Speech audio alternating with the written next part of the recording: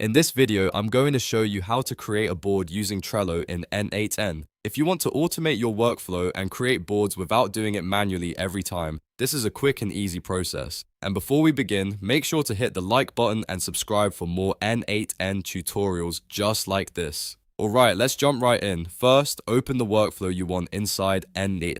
This is the workflow where you want to add the Trello action, so make sure you're in the correct project before moving forward. Once you're inside the workflow editor, look at the nodes panel. This is where all the available integrations and actions are listed. Next, from the nodes panel, search for Trello and select it. Once you click Trello, n8n will show you the available Trello actions you can use. From there, choose Create a Board. This is the action that will let you automatically generate a new Trello board as part of your workflow.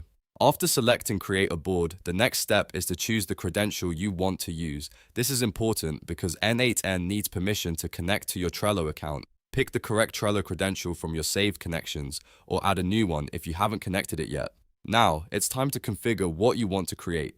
Fill in the board details based on your needs, such as the board name and any other required settings shown in the node. Make sure everything is set correctly before running the workflow. This ensures n8n creates the exact board you want in Trello. Once your settings are configured, save the node and run the workflow to test it. If everything is set up properly, n8n will create the Trello board automatically using the information you entered. That's it. You've now learned how to create a board using Trello in n8n.